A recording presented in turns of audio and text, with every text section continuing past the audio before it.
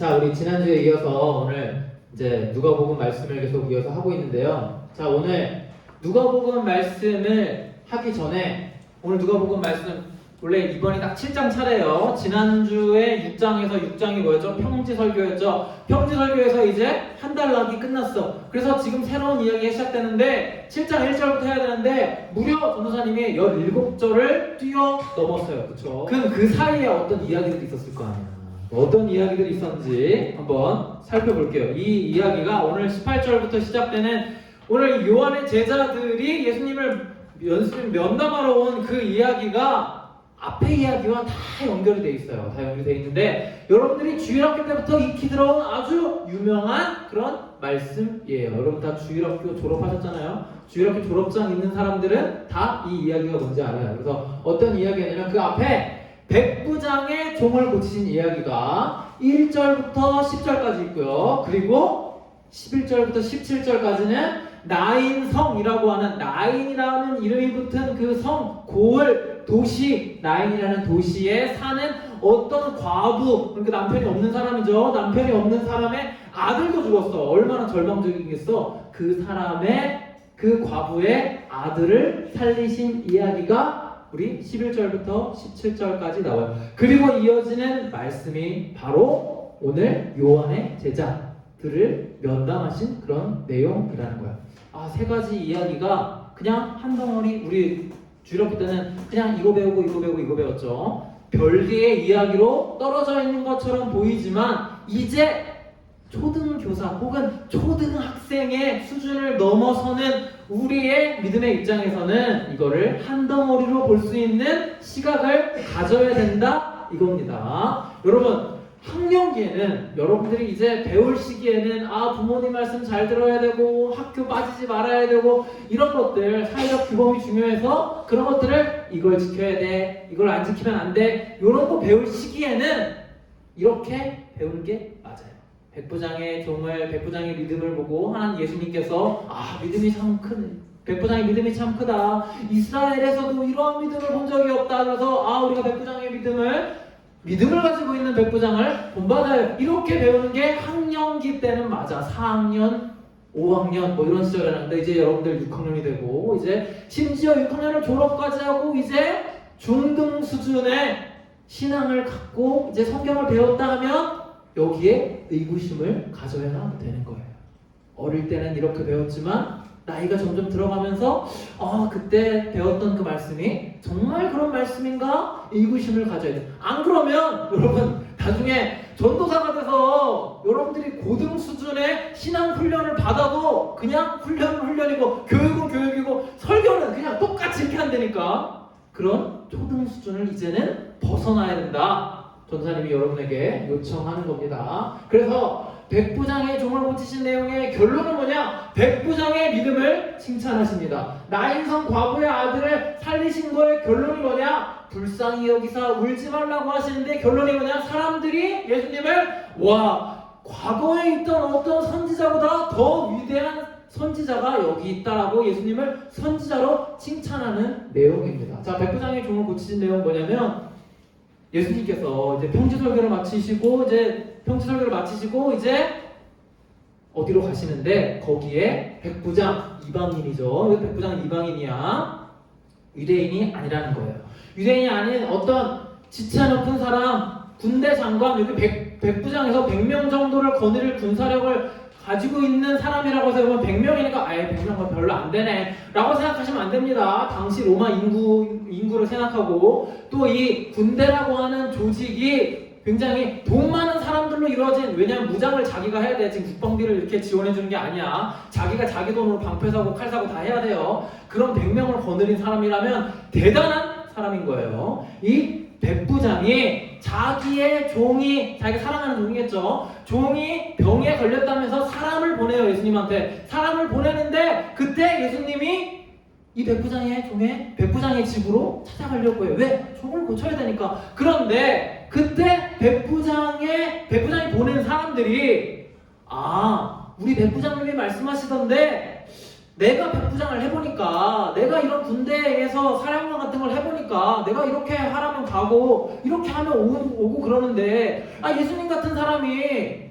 꼭 우리 집에 오셔야 우리 종을 고칠 수 있습니까? 제가 듣기로는 예수님이 참 대단하신 분이라고 들었는데, 꼭 우리 집에 오셔야 됩니까? 라고 의구심을 제기하는 거죠. 여러분 좀 생각해봐. 여러분들이 부탁할 일이 있어, 어떤 사람에게. 혹은 우리 집에 환자가 있어. 그래서 의사를 모시는데 집에도 오지 말고 우리 환자를 고쳐보라고 이렇게 하는 거야. 여러분 이런 제안을 들었을 때 여러분들이 의사라면 어떤 기분이 들까요? 참 무례하기 짝이 없네. 이방인이라서 우리 문화에 익숙하지 않아서 뭘 잘 모르네. 아니 적어도 내가 부탁을 하는 입장이고 참 사람 병 고치는 게 쉬운 일이 아니잖아요. 그런데 그 정도를 할 거면은 밥이라도 좀 먹이고 수고비라도 좀 튀어서 집으로 극진하게 모셔서 부탁을 해도 모자랄 판에 집에도 오지 말라라고 한다. 이거 굉장히 무례한 부탁인 거죠. 특히 유대 사회 문화 안에서 손님일지라도 심지어 지나가는 객일지라도 집으로 모셔서 발을 씻기고 머리에 감람유를 부어서 그 주인을 융성하게 대접해야 하는데 부탁하는 사람이 집에로 오지 못하게 한다? 이거 굉장히 큰 신뢰를 범한 거죠. 그런데 예수님은 이 백부장의 믿음을 칭찬하십니다. 예수님 어떤 사람이야? 예수님 어떤 분이야? 예수님은 그냥 보통 의사, 당시의 의술이 그저 뛰어나다고 사람들한테 칭송받는 그 정도 능력을 지니신 분이 아니죠. 그러니까 백부장의 믿음대로, 백부장의 생각대로 정말 그 자리에서도 이 종을 충분히 고치실 수 있는 능력 있는 분, 단순한 의사가 아닌 분인 거예요. 그러니까 마치 표면적으로 보면 무례하게 보이는 이 부탁을 예수님께서 들어주실 거라는 것을 확신한 그 믿음을 가지고 있는 것만으로도 예수님을 보통 평범한 존재가 아니다. 그냥 우리가 알고 있는 평범한 그런 능력 좋은 실력 좋은 의사 그 정도가 아니다. 그런 수준을 훨씬 뛰어넘는 분이다 라고 생각을 했다는 거예요. 그의 믿음을 통해서, 믿는 걸 통해서 하나님께서 이 사람을 고쳐주신 게 아니라 그저 이 사람은 그런 믿음을 갖고 있었고, 보통 예수님을 볼 때 보통 유대인 남자, 실력 좋은 어떤 특별한 능력을 가진 사람으로서 지켜본 게 아니라 보다 특별한 인간의 존재를 뛰어넘는 존재일 거라고 생각한 그 믿음을 칭찬하신 거죠. 우리가 백부장이 이렇게 믿었기 때문에 이 믿음을 통해서 종이 구원받았다, 종이 치료를 받았다 이렇게 생각하는데 사실은 인과관계가 전혀 없는 거예요. 그걸 어떻게 알 수 있냐? 우리 나인성 과부의 이야기를 통해 알 수가 있죠. 나인성 과부 어떤 믿음을 가지고 있었어요? 예수님 저기 오시니까 예수님한테 막 달려가서 예수님 제가 이런 아주 불쌍한 처지에 있는데 제 아들을 좀 살려주세요. 예수님이라면 분명히 그 일을 하실 수 있겠습니다 라고 믿었습니까? 그런 건 전혀 없었어요. 그저 나인성이라는 곳에 나인이라는 성에 가셨는데 거기에서 참 불쌍한 과부가 자기 아들까지 잃어버렸으니까 그것을 불쌍히 여기사 그 아들을 살려주셨다는 거죠. 거기에는 아무런 믿음의 고백이 없습니다. 만약 백부장의 믿음을 통해서 하나님께서 역사하시고 우리가 그런 믿음을 가져야만 하나님의 기적을 일으키시다는 걸 볼 수 있다면 두 번째 나인성 과부의 이야기를 통해서는 우리가 아무것도 얻을 수 없는 거죠. 그런데 여러분 나인성 과부의 이야기에서 굉장히 중요한 메시지가 뭔지 아십니까? 예수님께서 그런 기적을 일으키시고 죽은 자를 살리시는 그 모습을 보니까 사람들이 예수님을 와 가장 위대한 선지자다. 우리가 그냥 선지자의 존재, 죽은 사람을 살리는 선지자의 존재는 그냥 책에서만 보고 그냥 옛날 이야기겠지 하고 생각했는데 이제 실제로 내 눈앞에 보니까 우와 내가 지금까지 알던 엘리사니 엘리야니 그런 선지자보다 훨씬 위대한 대단한 선지자가 여기 있다는 걸 알았다라는 걸로 그 말로 예수님을 칭찬했다는 거예요. 그런데 여러분 잘 생각해 보세요. 우리 보통 사람들이나 우와 선지자다 하나님이 이 사람을 통해 역사하신다라고 하면 기분이 좋지. 아니 예수님은 지금 하나님의 아들이잖아요.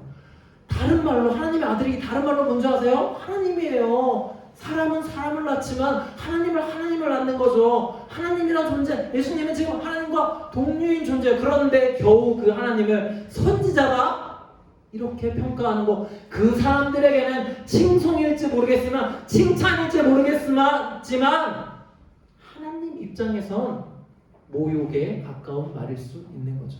그런데 예수님은 뭐 거기에다 대고 네가 왜 날 모욕하느냐 뭐 이렇게 말씀하지 않으시죠? 그냥 모르니까 넘어가시는 거죠. 이렇게 우리가 생각하는 것처럼 백부장의 그 종을 고치신 이야기에서도 믿음이 뭔가 강조되고 나인성 과부의 아들 이 이야기에서 예수님께서 기적을 일으켜서 사람들에게 칭찬을 받으셨구나, 이 내용이 우리가 지금까지 생각했던 긍정과 부정이 바뀌고 부정과 긍정이 바뀌게 되는 그 믿음이 우리에게 있어야 돼요. 그래야 요한이 자기 제자들을 보내서 물어본 이유와 그게 이야기, 이 세 가지의 덩어리가 서로 연결되면서 이해가 되기 시작한다는 거예요. 여러분, 오늘 설교가 끝나면 반드시 이 백부장의 종을 고치신 이야기 다시 한번 읽어보시고요. 나인성 과부의 아들을 살리신 이 이야기를 지금 전도사님이 설명해준 그 관점대로 한번 다시 읽어보세요.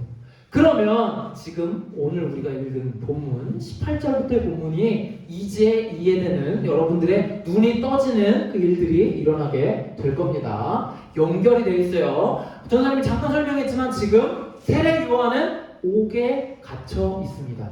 어디에 이 부분이 나오면 누가복음 3장에 우리가 다루지 않았지만 누가복음 3장에서 이미 분봉왕 헤롯, 그러니까 예수님이 태어나신 그때에 만 2년 되지 않은 아기들을 다 죽여라, 예수를 포함해서 다 죽여라라고 명령했던 그 헤롯은 헤롯 대왕이고, 헤롯 대왕이 죽으니까 자기 아들 4명에게 이스라엘을 잘라서 그 영토를 나눠줬는데 그 중 한 명인 헤롯 왕이에요. 그래서 성경에는 분봉왕 헤롯으로 나옵니다. 그 헤롯 왕이 세례 요한을 옥에 가뒀어요. 왜? 세례 요한이 자꾸 자기에게 비판적인 말을 하니까, 세례 요한의 영향력이 크니까 사람들이 세례 요한을 따라서 자기를 비판하게 될까봐 세례 요한을 옥에 가뒀습니다. 결국 세례 요한은 이 그림에서 보시는 것과 같이 살로메라고 하는 자기의 의붓 딸이죠. 의붓 딸의 요청에 의해서 그 머리가 잘려서 그 잘린 머리를 은쟁반에 살로메한테 갖다 바치는 그 형벌을 받아서 목이 잘려서 죽게 돼요. 여러분, 이 세례 요한 보니까 누구 생각나요? 우리 서대문 연구소 갔을 때 그 독립투사들 생각나지 않아요? 분봉 헤롯이 지금 로마에 굴복하면서, 로마에 굴종하면서 나라의 독립이나 유대인들의 삶에는 관심 없이 자기 왕궁에서 연회나 베풀고 이렇게 살아가고 있으니까 우리 독립투사와 같은 이 세례 요한이 그 헤롯 왕을 너 그렇게 살면 안 된다, 우리 빨리 로마로부터 독립을 해야 된다, 이렇게 비판하고 나서니까 그 세례 요한을 옥에 가두고 결국 이렇게 죽이고 만 겁니다.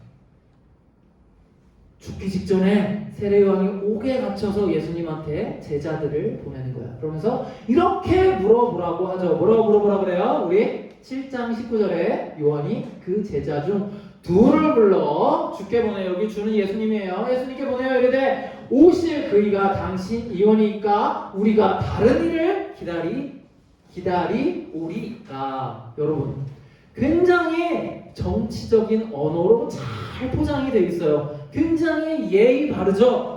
여러분, 이 정치적 언어 잘 구사해야 됩니다. 지금 요즘 정치인들 너무 정치적 언어를 구사하지 못하고 너무 직선적이야. 좀 돌려 말할 줄 아는 미덕이 있어야 돼. 자, 굉장히 돌려 말했고, 그리고 뭔가 공손하게 이야기했지만 결국 뭐야? 내 마음에 지금 너의 활동이, 내 마음이 누구야? 지금 세례 요한의 마음에, 옥에 갇혀 있는 세례 요한, 지금 가슴 고초를 당하며 정치적인 탄압을 받고 있는 지금 내가 보기에 예수 너의 활동이 지금 내 마음에 안 든다는 거죠. 그래서 내가 지금까지 너를 믿고 너한테 세례까지 주고 너를 지금 너가 막 너의 세력이 막 팽창할 때도 내 제자가 너한테 막 갈 때도 내가 다 보내주고 그래 그분은 참 나보다 더 대단하신 분이야 나는 그분의 신발끈을 묶여서 적당하지 않아서 겸손하게 다 보내줬는데 지금 당신의 활동이 지금 나는 지금 정치적 탄압을 지금 옥에 갇혀서 지금 이렇게 고초를 겪고 있는데 지금 병자들 병이라고 저 귀신이나 쫓고 있고 지금 뭐야 이게 마음에 안 든다는 거죠. 그래서 우리가 다른 일을 기다리오리까 하고 굉장히 정치적인 완곡한 메시지를 보낸 겁니다. 제자까지 보낸 거예요. 자, 이 상황에서 예수님께서 뭐라고 말씀하세요? 누구든지 나로 말미암아 내가 하는 이 일들로 말미암아 실족하지 아니하는 자에게는 복이 있다 이렇게 말씀하신 거예요. 예수님이 지금 어떤 정치적 활동, 로마 황제 타도 이런 무슨 시위 집회에 가서 로마 황제를 불러내야 됩니다. 지금 분봉왕 헤롯이 세례 요한을 억압하고 있습니다. 그를 석방시켜라 이걸 하고 있는 게 아니라 지금 병자들을 고치고 계신 거예요. 그리고 거기는 하나님 나라를 전파하고 계신 겁니다. 그런 활동으로 인하여 실족하지 아니하는 자에게 복이 있다. 뭐라고 하신 거예요? 너가 실족하지 말아라. 더 큰 뜻이 있다. 지금 세례 요한 너가 보지 못하고 있는 그 세계에 대해서 그 영적인 세계에 대해서 내가 행하고 있는 일이 분명히 있다. 지금 너는 모르겠지만 내가 분명 그 일을 하고 있고 분명 이룰 것이다. 우리는 알죠. 세례 요한은 몰라. 세례 요한은 모르고 죽었어요. 근데 우리는 알아. 그게 뭐예요? 바로 십자가 사건인 거죠.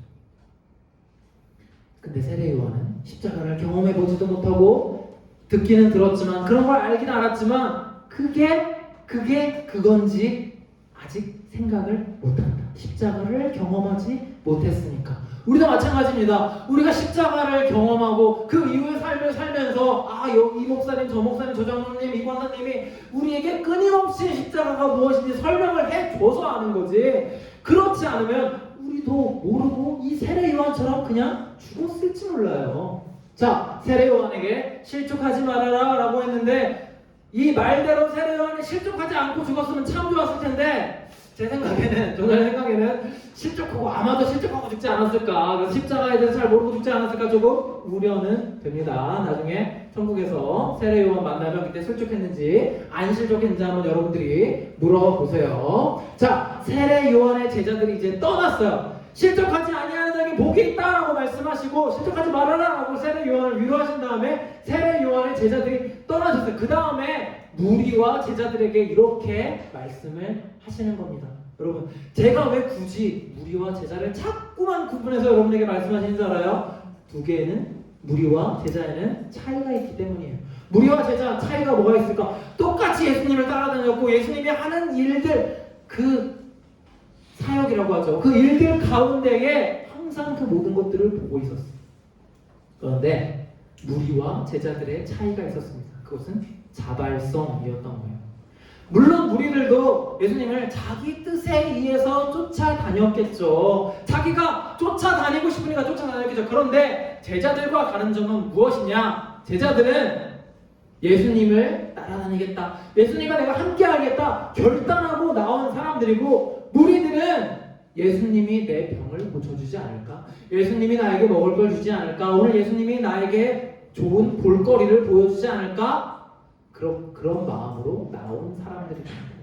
여러분들 중에서도 제자가 있고 무리가 있을 수도 있습니다. 여러분들은 이렇게 생각하겠죠.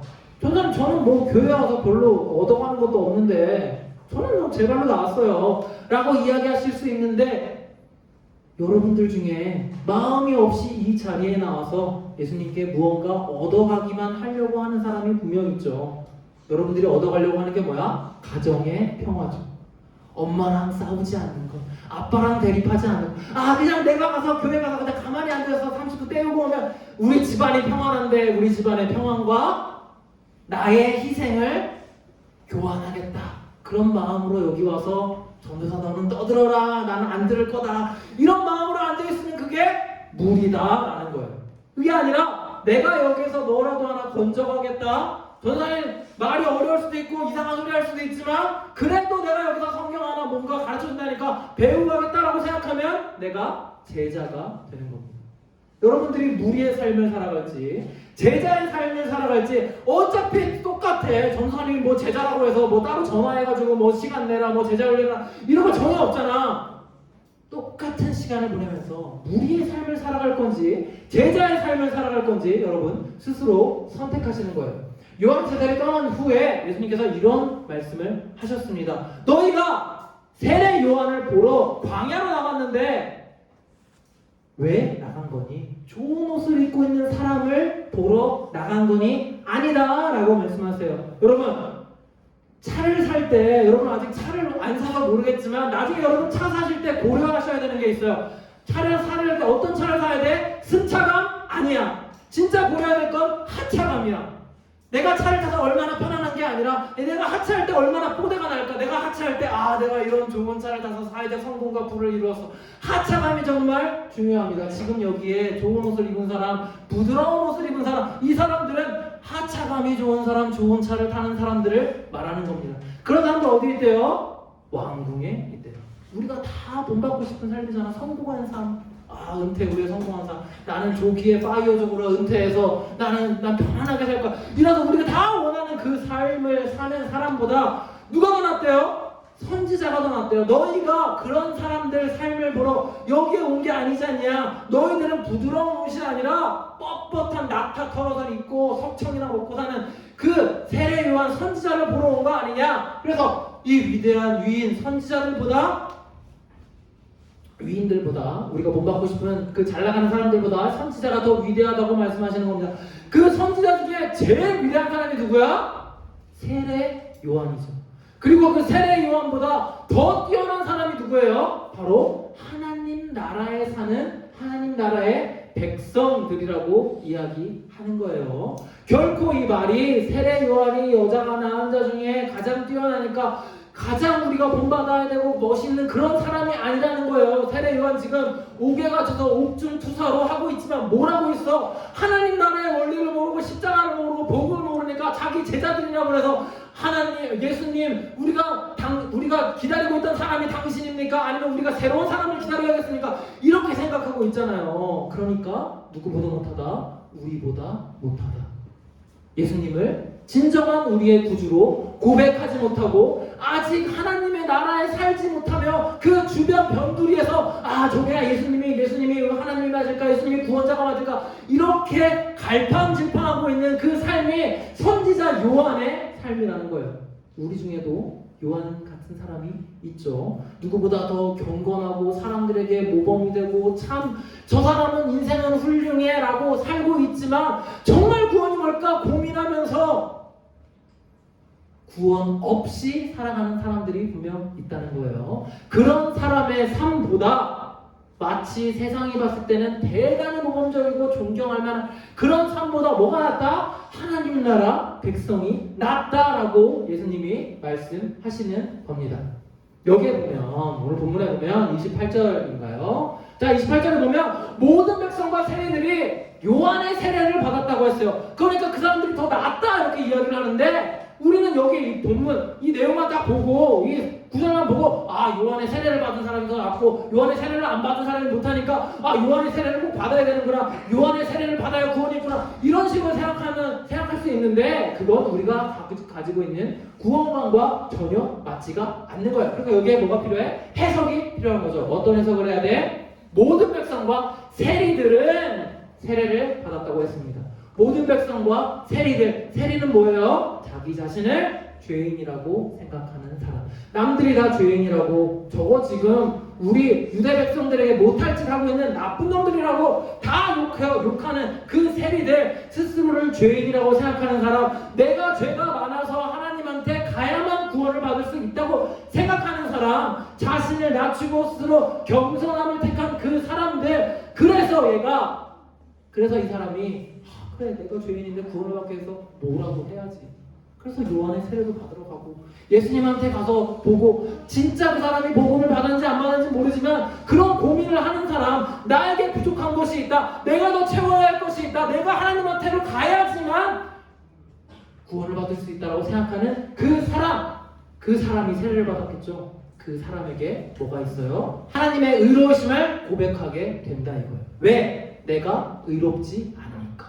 내가 하는 모든 일, 사회적 성공을 이루고 부를 갖추고 제법 괜찮게 살아가는 것 같은데, 근데 나로선 안 된다라고 생각하니까 요한의 세례도 받으러 가고 예수님도 따라다니고 뭔가 그 도를 탐구하고 더 내가 알아야 될 게 있나 생각하는 그 사람들에게, 그 사람들의 그 삶이 하나님이 의롭다, 하나님에게는 의가 있다, 내가 그래서 그 의를 구해야 된다 라고 생각하게 되는 그 포인트, 요점이 있다는 거예요. 그런데 세례를 받지 않은 사람은 어떤 사람이에요? 대표적인 사람? 바리새인이라고 하잖아요. 바리새인 왜 요한의 세례 안 받았겠어? 나는 이미 잘하고 있는데, 나는 누구보다도 금식 많이 하고, 나는 누구보다도 더 성전을 향해 기도도 많이 하고, 나는 다른 사람을 구제하는 사역도 많이 하고, 나는 십계명 한 번도 어긴 적도 없고, 나는 율법 잘 지키고 있고, 나는 더 이상 뭐 다른 사람의 도움도 필요 없고 하나도 필요 없고 내 의로 스스로 구원받을 수 있다고 생각하는 사람들은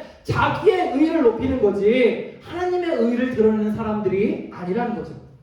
그래서 뭐예요? 하나님은 의롭다, 그러니까 나는 부족하다, 하나님에 비해서는 나는 너무나 죄인이다 라고 고백하는 사람에게 하나님이 의롭다라고 고백하는 그 삶의 모습이 하나님이 의롭다라고 고백하는 그 삶의 모습이 되고, 자신을 의롭다라고 하는 삶, 나는 이만하면 충분해, 나는 충분히 많은 사람들을 도왔어, 나는 그 사람들에게 많이 베풀었어, 나는 잘났어 라고 생각하는 그 사람에게는 하나님의 나라, 구원 없다는 거죠. 그래서 누가복음 7장 32절에 이렇게 이야기합니다. 비유하건대 이 세대의 사람들은 비유하건대 아이들이 장터에 앉아 서로 불러 이르되 우리가 너희를 향하여 피리를 불어서 너희가 춤추지 않고 우리가 곡하여도 너희가 울지 아니함과 같도다 라고 하였다 함과 같도다 이렇게 이야기를 하죠. 여러분 이 구절 여러분들이 익숙한 구절일 수도 있고 안 익숙한 구절일 수도 있는데 참 해석이 어려운 구절이에요. 보통은 이 구절을 이 세대의 사람들이 공감 능력이 떨어진다 라는 말로 표현을 많이 합니다. 그런데 그렇게 해석을 해버리면 지금까지 위에서 내려왔던 그것과 맥락이 하나도 맞아. 갑자기 생뚱하게 무슨 공감 능력이야. 그런 게 아니라 뭐예요? 왜 춤을 춥니까? 피리를 분다고 춤춥니까? 아니죠. 우리가 왜 춤을 춰요? 기분이 좋으니까 춤을 추는 거죠. 누가 피리를 막 불어서 우리가 무슨 코브라예요? 네? 피리를 막 불면 춤을 추게? 아니죠. 그리고 곡하면 울어야 됩니까? 그게 아니야. 어떨 때 울어야 돼? 슬프면 울어야죠. 그런데 사람들은 내가 피리를 불면 너는 춤을 춰야 되고 내가 곡을 하면 너는 울어야 돼 라고 딱 정해놓고 자기 기준에 맞게 자기 기준에 그 모든 것들 행동과 반응들을 설정해놓고 있다는 거예요. 그래서 뭐라 그래? 세례 요한이 먹지도 않고 거기 광야에서 이상한 옷 입고 씻지도 않고 맨날 메뚜기랑 석청만 먹고 있으니까 와 저거 귀신 들렸다 저거. 보통 저거 귀신이 안 들렸으면 저러지 않을 수가 없어. 예수님은 죄인들과 함께 먹고 마시니까 아유 저 죄인들이랑 어울리는 죄인 같은 놈 이렇게 욕한다는 거예요. 안 먹어도 뭐라 그러고 먹어도 뭐라 그러고 마음속에 이미 자기 기준이 딱 정해져 있어. 그런 사람들 누구예요? 바로 바리새인들이죠. 그런 사람들을 비판한 말인 거죠. 그래서 지혜는 자기의 모든 자녀로 인하여 옳다함을 얻느니라 라고 하는 이 구절이 있는데, 자, 이 구절은 갑자기 너무 또 자기의 자녀가 갑자기 나오니까 뭔 말인지 모르겠어. 그래서 비슷한 말이 어디에 있나 마태복음을 찾아보니까 마태복음에 이렇게 나와 있습니다. 11장 19절에 똑같은 거예요. 똑같은 상황이고 똑같이 세례 요한의 제자들이 찾아왔고 또 앞에 했던 말 똑같아요. 그 피리 부는 그거 똑같아요. 자, 인자가 와서 먹고 마시며 말하기를 보라 벗기를 탐하고 포도주를 즐기는 사람이요 세리와 죄인의 친구로다 하니 지혜는 그 행한 일로 인하여 옳다함을 얻는다고 했습니다. 누가복음에는 자녀라고 해석되어 있지만 여기선 그 행한 일이야. 그러니까 왜 누가복음에는 자녀라고 되어 있겠어요? 그냥 이 고대인들의 사고, 1세기 유대인들의 사고에는 자녀는 그냥 부모가 하는 대로 똑같이 사는 게 자녀예요. 그냥 그런 인식을 갖고 있어. 지금과는 다르죠. 지금 부모님이랑 똑같이 살면은 여러분 부모님한테 등짝받겠죠. 근데 이 당시 1세기 유대인들의 사고는 그냥 자녀는 부모랑 똑같이 사는 게 자녀예요. 그래서 지혜는 그 행한 일로 인하여 옳다함을 얻는다. 우리가 알고 있으면 바로 행하게 된다라는 말이에요. 여러분 여기에서 행함이 나왔다고 해서 우리가 뭔가 또 보여주고 구제하고 우리의 경건을 보여주고 이런 게 아니라고 했어요. 행하는 게 뭐예요? 복음을 행하는 거죠. 여러분들이 지금까지 예수님께 들었던 그 복음이 무엇인지 잘 생각하고 오히려 여러분들이 뭘 하겠다 자기 의를 드러내는 게 아니라 그 반대가 예수님의 복음을 행하는 것일 수 있음을 여러분들 잘 명심해야 돼요. 그래서 오늘 본문의 결론은 자기 의로움을 벗어나라. 자기 의로움 셀프 라이처스라고 되어 있는데, 자, 이건 기독교에서만 쓰는 말이야. 자, 보통 셀프 라이처스는 자기 의로움, 자기 의라기보다는 독선이라고 번역이 많이 됩니다. 영어에서는 셀프 라이처스를 많이 쓰는데 우리는 자기 의라고 하면 이건 기독교 안에서만 쓰는 말이에요. 셀프 라이처스는 보통 뭐라고 번역이 된다고? 독선이라고 번역이 된다고요. 나만 옳다고 생각하는 믿음. 바리새인들과 같은 그런 믿음. 그걸 벗어나야 돼요. 그래야 세례 요한도 내가 독립운동하고 옥에 갇히고 지금 고초를 하고 있으니까 나만 옳다고 믿으니까 예수님이 하는 행동이 예수님이 하고 다니는 그 일들이 마땅치 않았던 거죠. 우리가 나인성 과부의 이야기 그리고 백부장의 종을 치료하신 그 이야기를 보면서 우리가 옳다고 생각하는 우리가 들어왔던 그 생각에 빠져 있으니까 오히려 칭찬해야 될 만한 일들을 부정하고 부정해야 될 만한 일들을 칭찬하고 있는 이런 누를 범하게 되는 거죠. 그래서 자기 의로 내가 지금까지 알고 있던 그 지식을 벗어나야 복음이 보인다는 겁니다. 기도하겠습니다.